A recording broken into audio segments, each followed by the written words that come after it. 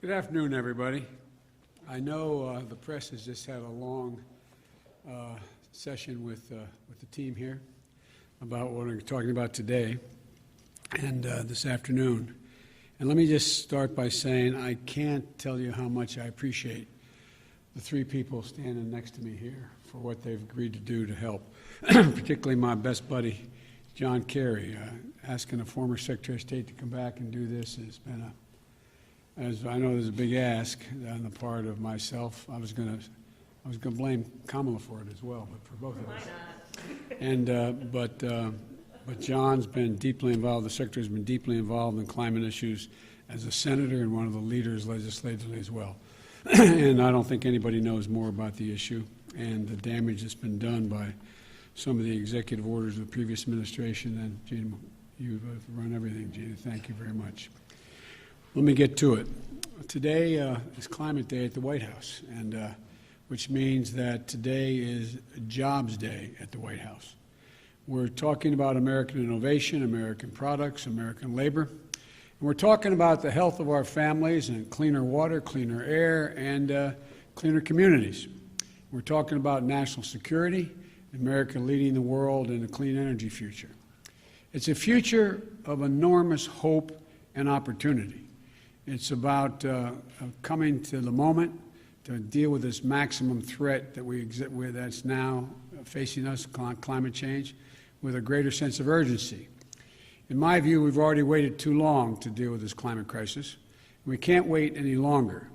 We see it with our own eyes, we feel it, we know it in our bones, and it's time to act. And I might note parenthetically, if you notice, the attitude of the American people toward greater impetus on focusing on climate change and doing something about it has increased across the board, Democrat, Republican, Independent.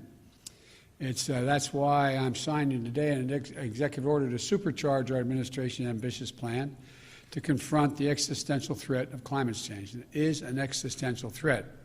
Last year, wildfires burned more than 5,000 acres in the West, as no one knows better than the Vice President, former Senator from California, an area roughly the size of the entire state of New Jersey. More intense and powerful hurricanes and tropical storms pummel states across the Gulf Coast and along the East Coast. I can testify to that from Delaware. Historic floods, severe droughts have ravaged the Midwest. More Americans see and feel the devastation in big cities, small towns, coastlines, and in farmlands, in red states and in blue states. And the Defense Department reported that climate change is a direct threat to more than 2/3 of the military's operational critical installations. 2/3. And so this could well be on the conservative side. And many climate and health calamities are colliding all at once. It's not just the pandemic that keeps people inside, it's poor air quality. Multiple studies have shown that air pollution is associated with an increased risk of death from COVID-19. And just like we need a unified national response to COVID-19, we desperately need a unified national response to the climate crisis, because there is a climate crisis. We must lead global response, because neither challenge can be met, as Secretary Kerry has pointed out many times, by the United States alone.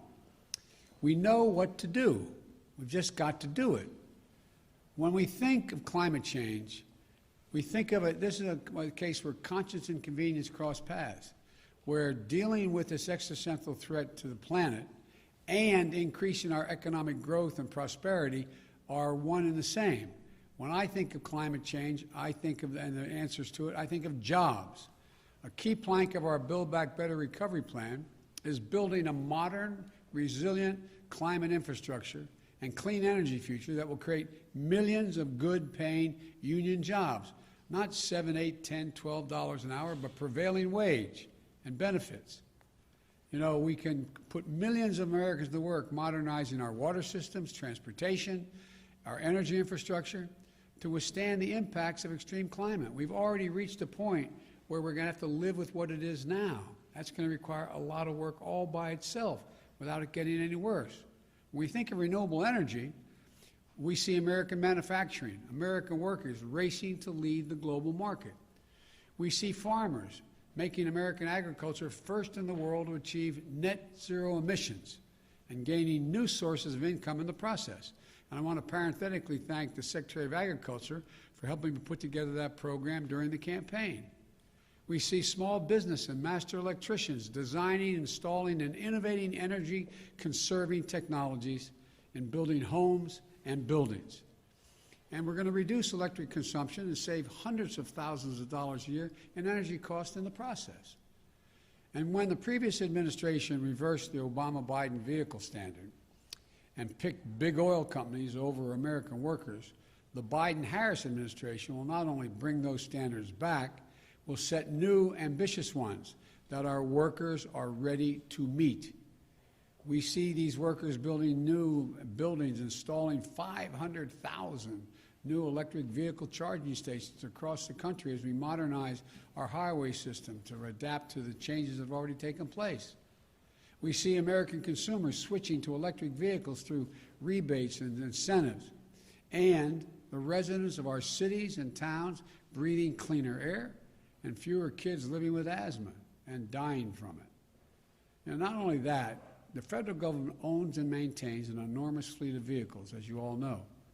With today's executive order, combined with the Buy American executive order I signed on Monday, we're going to harness the purchasing power of the federal government to buy clean, zero-emission vehicles that are made and sourced by union workers right here in America. With everything I just mentioned, this will mean 1 million new jobs in the American automobile industry, 1 million. And we'll do another thing. We'll take steps towards my goal of achieving 100% carbon pollution-free electric sector by 2035, transforming the American electric sector to produce power without carbon pollution will be a tremendous spur to job creation and economic competitiveness in the 21st century, not to mention the benefits to our health and to our environment. Already, 84% of all new electric capacity planned to come onto the electric grid this year is clean energy. Clean energy. Why? Because it's affordable, because it's clean, because in many cases it's cheaper, and it's where we're keeping up. They're keeping up. We're going to need scientists and national labs, land-grant universities, historical black colleges and universities to innovate the technologies needed to generate, store, and transmit clean electricity across distances, and battery technology and a whole range of other things. We need engineers to design them and workers to manufacture them. We need iron workers and welders to install them. Technologies they invent, design, and build will ultimately become cheaper than any other kind of energy, helping us dramatically expand our economy and create more jobs with a cleaner environment. And we'll become the world's largest exporter of those technologies, creating even more jobs. You know, we're also going to build 1.5 million new energy-efficient homes and public housing units that are going to benefit communities 3 times over. 1, by alleviating the affordable housing crisis. 2, by increasing energy efficiency. And 3, by reducing the racial wealth gap linked to home ownership. We're also going to create more than 250,000 jobs to do things like plug the millions of abandoned oil and gas wells that pose an ongoing threat to the health and safety of our communities. They're abandoned wells. They're open now. And we're going to put people to work. They're not going to lose jobs in these areas. They're going to create jobs. They're going to get prevailing wage to cap those over 1 million wells. These aren't pie-in-the-sky dreams. These are concrete, actionable solutions. And we know how to do this. The Obama-Biden administration reduced the auto industry, rescue the auto industry, and help them retool. We need solar energy, cost competitive with traditional energy, weatherizing more, we made it cost competitive, weatherizing more than 1 million homes. The Recovery Act of our last administration, the Democratic administration, made record clean energy investments, $90 billion. The President asked me to make sure how that money was spent. on everything from smart grid systems to clean energy manufacturing. Now, the Biden-Harris administration is going to do it again and go beyond. The executive order I'll be signing establishes a White House Office of Domestic Climate Policy, and it'll be led by one of America's most distinguished climate leaders, former EPA Director Gina McCarthy. As the head of the new office and my National Climate Advisor, Gina will chair the National Climate Task Force, made up of many members of our cabinet, to deliver a whole-of-government approach to the climate crisis. It's not time for small measures. We need to be bold. So let me be clear. That includes helping revitalize the economies of coal, oil, and gas and power plant communities. We have to start by creating new good-paying jobs, capping those abandoned wells, reclaiming mines, turning old brownfield sites into new hubs of economic growth, creating new good-paying jobs in those communities where those workers live, because they help build this country. We're never going to forget the men and women who dug the coal and built the nation. We're going to do right by them, make sure they have opportunities to keep building the nation in their own communities and getting paid well for it. While the whole-of-government approach is necessary, though, it's not sufficient. We're going to work with mayors and governors and tribal leaders and business leaders who are stepping up, and the young people organizing and leading the way. My message to those young people is you have the full capacity and power of the federal government. Your government is going to work with you. Now, today's executive order also directs the Secretary of the Interior to stop issuing new oil and gas leases on public lands and in offshore waters wherever possible. We're going to review and reset the oil and gas leasing program. Like the previous administration, we'll start to properly manage, unlike it, we're going to start to properly manage lands and waterways in ways that allow us to protect, preserve them, the full value that they provide for us for future generations. Let me be clear, and I know this always comes up, we're not going to ban fracking. We'll protect jobs and grow jobs, including through stronger standards like controls from methane leaks and union workers willing to install the changes. Unlike previous administrations, I don't think the federal government should give handouts to big oil to the tune of $40 billion in fossil fuel subsidies. And I'm going to be going to the Congress asking them to eliminate those subsidies. We're going to take money and invest it in clean energy jobs in America. Millions of jobs in wind, solar, and carbon capture.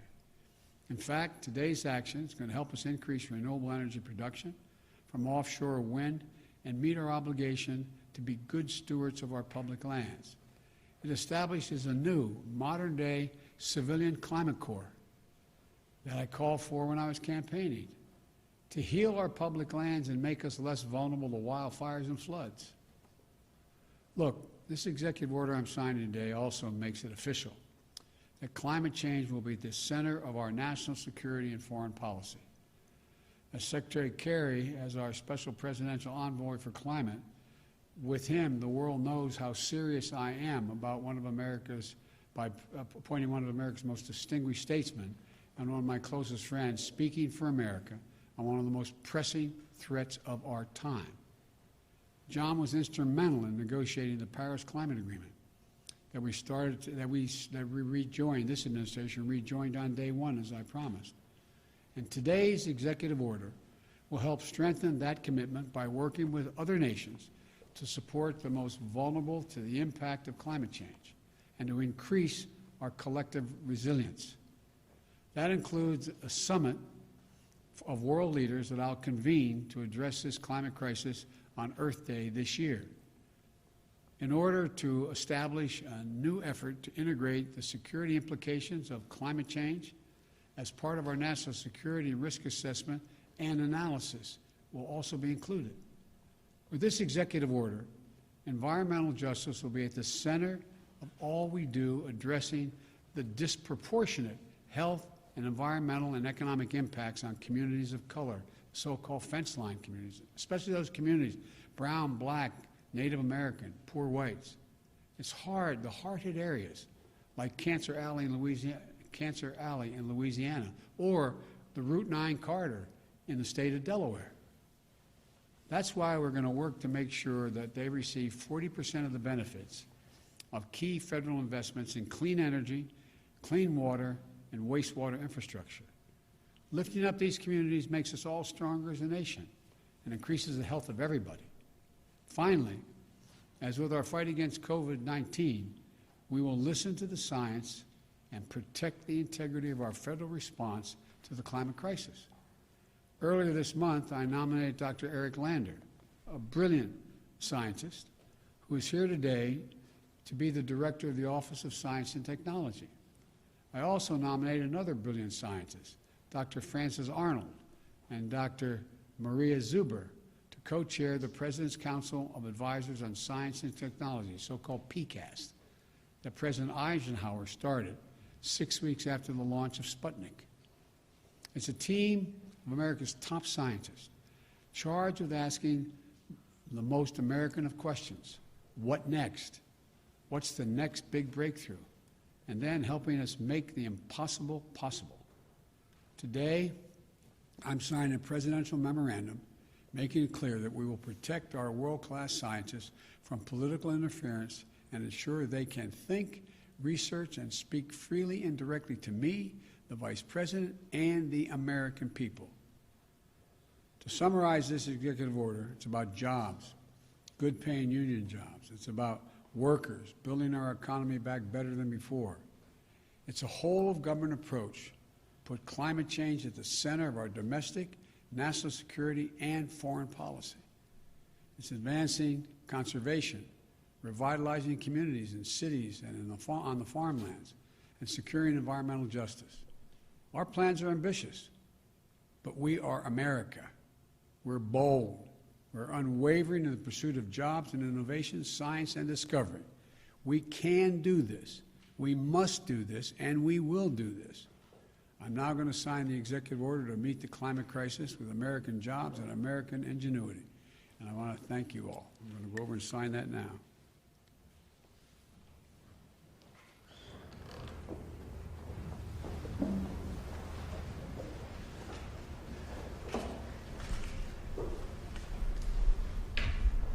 Use the right pens here.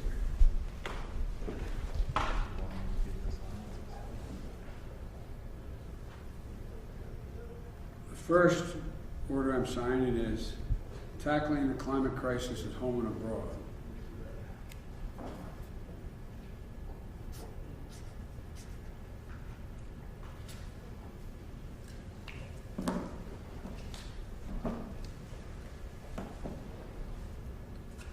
This next one, for restoring trust in government through science and integrity and evidence-based policymaking.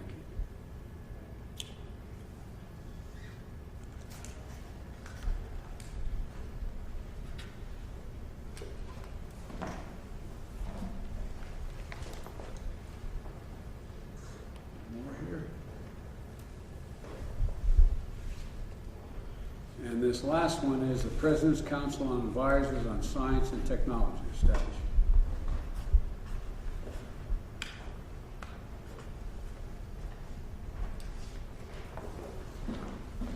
I thank you all for your time. Sir, what sacrifices are you asking Americans to make? Thank you.